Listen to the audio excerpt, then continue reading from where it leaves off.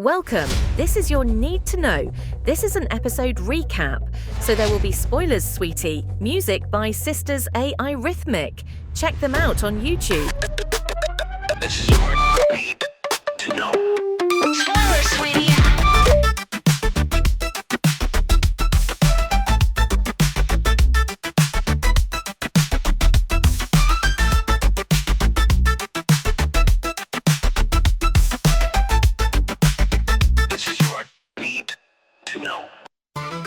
All right, let's dive right in to Dune Prophecy and the newest episode, Twice Born. We're exploring, for those who might be new to this whole thing, we are going way back in the Dune universe.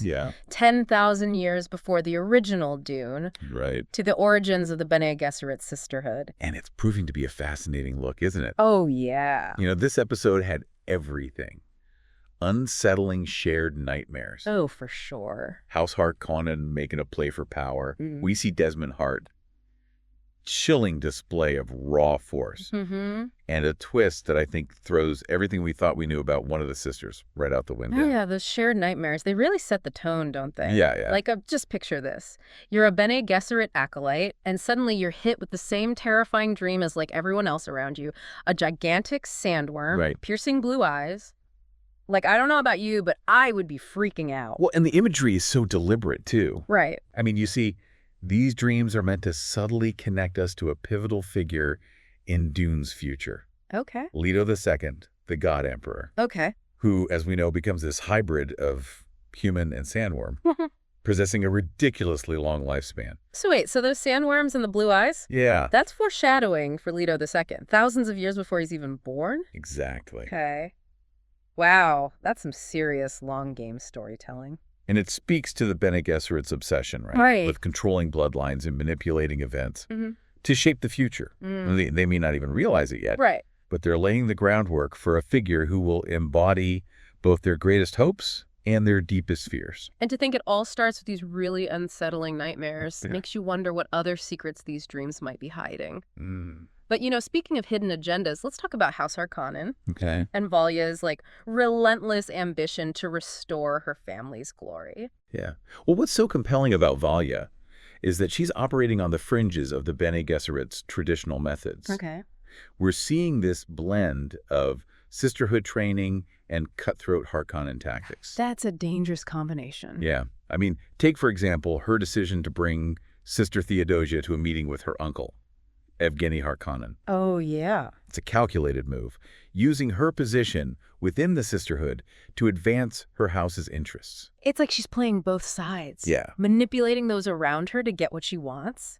And it doesn't stop there. No. We see her later at the Landsrot meeting, witnessing Desmond Hart's really shocking display of power. The Landsrot meeting is a fascinating microcosm of the political landscape. Yeah. You have all these great houses vying for power, with the emperor trying to, maintain some semblance of order. Right. And then Desmond Hart walks in, and the entire dynamic shifts. Yeah. Talk about an entrance. He basically incinerates 3 prisoners. Right. With his mind, right in front of everybody. It's just like that. It's terrifying and impressive. Yeah. Is he drawing on some kind of, like, mental power? Or is there some technological explanation for this? Yeah, I mean, that's the question swirling around Desmond Hart. Right. Yeah. Some fans speculate he's a cyborg. Others believe he could be an early Gula, Okay. a clone of a deceased person. Hmm. And then there's this theory that he's been enhanced or perhaps even possessed by a thinking machine. A thinking machine. Isn't that kind of taboo in the Dune universe? It is. I vaguely remember something about a war against thinking machines. Ah, yes. The Butlerian Jihad. Yes. Pivotal event in Dune history. It shaped the very fabric of their society. Yeah, right. To see a figure potentially wielding the power of a thinking machine is deeply unsettling. It's like he's a walking, talking violation of their core beliefs. Absolutely. It throws everything into question. Yeah. And then on top of all of that, right, we have the episode's biggest shocker, the reveal that Sister Theodosia is a face dancer. I think the moment Theodosia transforms into Valya's deceased brother, oh my gosh, Griffin, I think everyone watching felt that collective gasp. It was such a gut punch, especially for Valya. Yeah. Talk about a mind-blowing reveal. But it also raises so many questions. Yes, it does. I mean, how does a face dancer end up within the Bene Gesserit ranks? it goes against everything we thought we knew about the sisterhood. Right. Face dancers are typically associated with the Bene Tleilax, Right. a secretive and often antagonistic faction known for their, genetic manipulation. Yeah. To have one embedded within the Bene Gesserit, Yeah. that's a game changer. Yeah, if one sister can be a face dancer, who can you really trust? Right? It really makes you question everything. Precisely. It throws their whole system of trust and manipulation into disarray.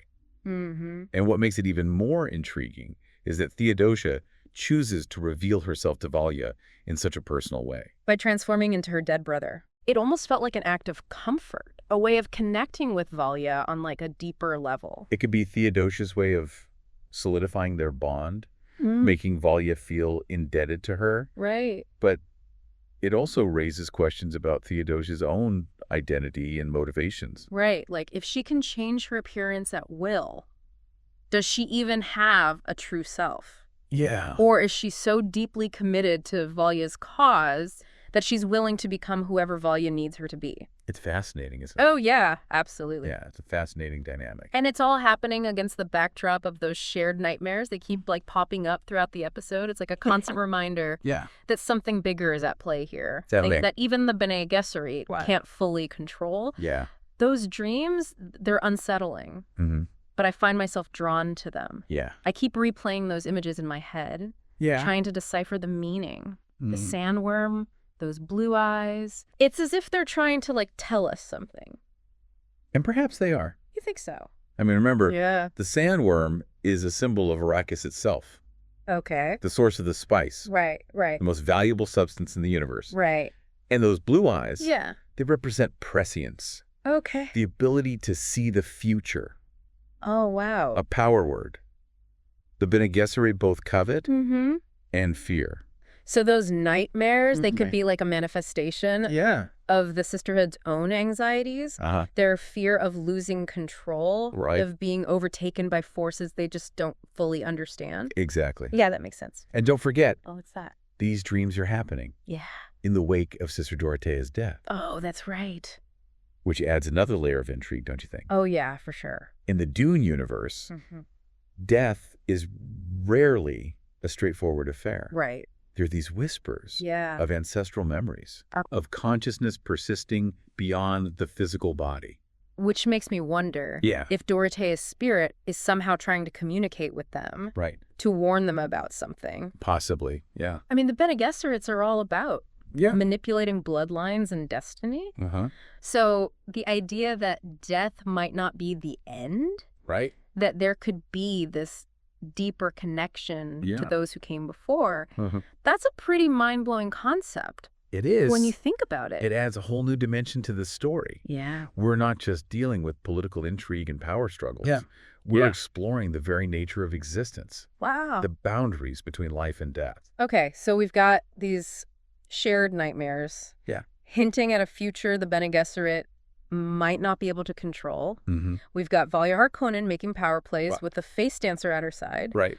And then there's Desmond Hart, Yeah. who seems to defy the laws of nature with his abilities. Yeah. It feels like the political landscape It does. is on the verge of like a major upheaval. Absolutely. It does. And the Landsrad meeting yeah. becomes this focal point Yeah. for all this simmering tension. Uh-huh. You can practically feel the power dynamics shifting Oh. as each house tries to assert its dominance. Right. The Emperor caught in the middle, Mm-hmm. trying to maintain order, Yeah, but it's a delicate balancing act. for sure. And then Hart enters the scene. Oh, yeah. And it's like someone threw a grenade into the mix. All right. The way he uses his power Uh-huh. so casually, so Ugh. brutally. It's He terrible. sends a clear message. Yeah. Don't mess with the Emperor, Right. or this is what you can expect. Yeah. Hart becomes a symbol of the Emperor's growing authority, Oh, a weapon to be wielded against anyone who dares to challenge the throne. but it seems risky. It He is. aligned himself so closely with Hart. It is a risky strategy. He risks alienating those he's trying to control. The very houses he needs on his side. Right. It's like he's playing with fire. He is. But you know that scene where Hart takes out those prisoners? Oh, so brutal. As terrifying as it was, Mm-hmm.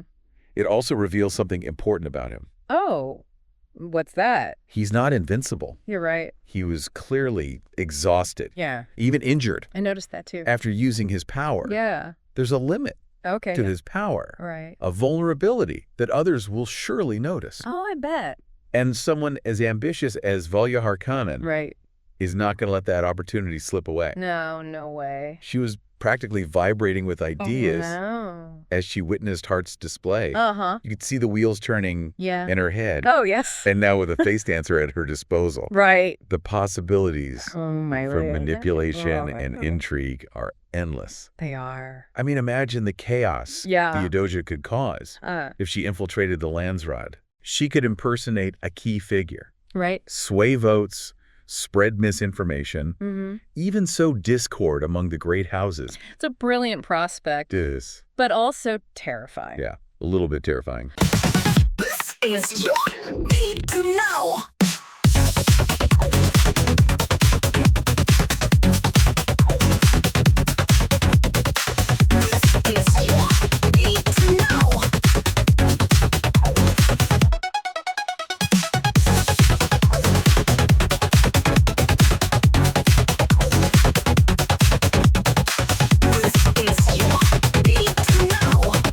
This is what you need to know. So we've got the Emperor aligning himself with a potentially unstable power source. Yeah, And we've got Valya Harkonnen scheming with a face dancer. that's right. What about Tula? Hmm. The leader of the Bene Gesserit. Yeah. How is she navigating all of this? Well, Tula is in a precarious position. Yeah. She's trying to uphold the Bene Gesserit's mission, Mm-hmm. protect their secrets, Yeah. maintain their influence. Mm-hmm. But she's clearly concerned Yeah. about the implications of those shared nightmares. I can see why. She seems to sense that something is amiss, Yeah. that things are spiraling out of control. Right. And with a face dancer potentially operating within the sisterhood, it makes you wonder if she can even trust her own sisters. Oh, absolutely. The very foundations of the Bene Gesserit's power are being shaken. They're being forced to confront the limits of their control, Okay. the consequences of their actions, Mm. and the possibility that they're not as powerful as they believe themselves to be. It's a sobering thought. It because is. they've spent centuries manipulating bloodlines, Right. orchestrating events, Mm. believing they could shape the future to their will, Yeah. and now it seems like the universe is pushing back. It raises the question, Yeah. can the Bene Gesserit truly control destiny? Hmm. Or are they simply pawns in a larger game? A game that may spiraling beyond their comprehension. Beyond their comprehension. That's a good question. It's a question that has haunted them for centuries, Right. but it's even more pressing now I bet. with the emergence of figures like Desmond Hart Mm-hmm. and the revelation of a face dancer in their ranks. Yeah. It's this exploration of power, Yeah. control, Right. and the limits of human ambition Right. that makes Dune Prophecy so compelling. Absolutely. It's not just a story about political intrigue in interstellar empires. Yeah. It's a story about human nature. Our desire to control, our fear of the unknown, Mm-hmm. and the consequences of our choices.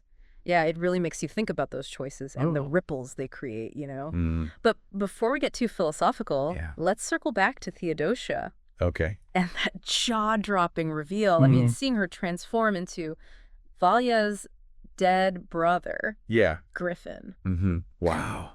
Such a powerful image, I know. visually and thematically. Yeah. It cuts to the core of what the Bene Gesserit are all about, Right. shaping identity, controlling bloodlines. Uh, And here we have Theodosia, yeah. a sister who can literally embody Mm-hmm. anyone she chooses. That's right. It's like this twisted reflection of their own practices. Right. Like the showrunners are holding up a mirror Mm-hmm. to the Bene Gesserit, Yeah. forcing them to confront the consequences of their manipulations. Yeah, I see that. If one of their own can become anyone, Right. how can they truly trust anyone? Yeah, you're right. It completely undermines their belief Mm-hmm. in their ability to read people, Mm-hmm. to anticipate their actions. Right. Theodosia introduces this element of chaos, Yeah. like a wild card Oh, yeah. that could throw all their carefully laid plans into disarray. And it makes you wonder about like the psychological impact Yeah. this has on Theodosia. If she can change her appearance at will, Right. does she even have a true self? Good question. Or is she constantly adapting, becoming whoever she needs to be Yeah. to survive and thrive? That's a question that goes beyond the world of Dune. It's a question about identity, Right. about the masks we wear, the roles we play. Mm. I mean, in a way, Yeah. we're all face dancers to some extent. You think so? I mean, we present different versions of ourselves Okay. depending on the situation, the people we're with. Wow. Okay, you just blew my mind a little bit there. I mean, it's true, isn't it? It is, yeah. We all have these different facets Yeah. to our personalities, different ways of being in the world. Mm-hmm. And Theodosia just takes that to the extreme. She does. She embodies the fluidity of identity, Uh-huh. the potential for transformation, Right. and in the hands of someone as ambitious as Valya Harkonnen, Right. that potential becomes a weapon. Oh, yeah. Valya is definitely not going to let this opportunity go to waste. No way. Imagine the possibilities. Oh, I know. Theodosia could infiltrate any house, Uh-huh. any gathering. Right. She could sway votes, gather information, Yeah. even sabotage entire operations Wow. without anyone knowing her true identity. It really is a game changer. It is. And it makes Valya's character so much more complex. Right. Is she purely driven by ambition? You know, a desire to restore House Harkonnen to its former glory? Yeah. Or is there something more? Yeah, it could be. Like a sense of loyalty to her family? A belief in their rightful place in the Imperium? It's interesting, isn't it? It is, yeah. She's walking this tightrope Yeah. between her Bene Gesserit training Mm, and her Harkonnen heritage. right. It's a dangerous game she's playing, It is. but she's playing it masterfully. Yeah. And as viewers, Yeah. we're caught in the middle For sure. trying to decipher her true motives, her endgame. Yeah. That's part of what makes Dune Prophecy so gripping. Oh, for sure. It's a show that constantly keeps you guessing, I know. questioning everything you thought you knew. And it all circles back to Yeah. those shared nightmares, those Yeah. haunting images of the sandworm and the blue eyes. It's like this constant reminder Yeah. that something bigger is at play here. Right. Something even the Bene Gesserit can't fully control. They represent the forces that threaten to unravel Right. their carefully constructed order. Right. The sandworm, Yeah. a symbol of Arrakis, the source of the spice. The ultimate prize. And those blue eyes, Yeah. a symbol of prescience, the ability to see the future. A power that could either elevate them or destroy them. It's like they're on a collision course with destiny. Right. They're trying to manipulate the future, Uh-huh. but the future is pushing back. Yeah. And as we head into these final 2 episodes of the season, Mm-hmm. it feels like everything is about to come to a head. Yeah. The lines are being drawn. Yeah. The players are making their moves. Right. And we're left to wonder, Yeah. who will ultimately prevail? Such a good question. Will the Bene Gesserit maintain their grip on power? Will Valya Harkonnen achieve her ambitions? And what role will Desmond Hart play in all of this? So many questions. I know, but that's the beauty of a good story, isn't it? It is. It leaves you wanting more, It does. hungry for answers. For sure. I can't wait to see how it all plays out. Me neither. Well, it's been a pleasure diving deep into Dune Prophecy today. Likewise. And remember, the future is always in flux. It is. What choices will you make? What destiny will you shape? Yeah. This is your need to know. I must not fear. Fear is a mind killer. Fear is the little death that brings total obliteration. I will face my fear. I will permit it to pass over me and through me. And when it has gone past, I will turn the inner eye to see its path. Where the fear has gone, there will be nothing. Only I will remain. I see the darkness, shadows near. Mine's a battlefield drawing clear.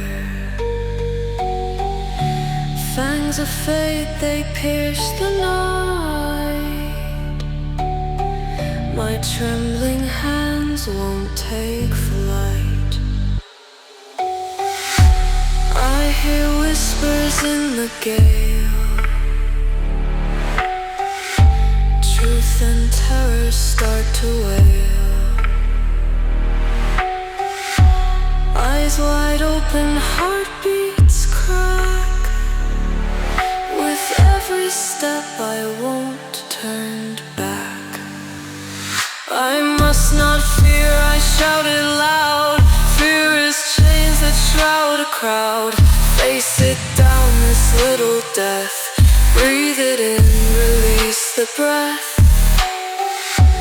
Feel the quake beneath my bones. Rattling nerves, I walk alone. Ghosts of doubt, they rise and fall. I'll confront them, conquer all. Fear can pass, but I remain. Through the storm, I'll sail the pain. Over me, it tries to sweep. I stand firm, I promise to keep. I must not fear, I shout it loud. Fear is chains that shroud a crowd. Face it down, this little death. Breathe it in, release the breath. I must not fear. Fear is the mind killer. Fear is the little death that brings total obliteration. I will face my fear. I will permit to pass over me and through me. And when it has gone past, I will turn the inner eye to see its path. Where the fear is gone, there will be nothing. Only I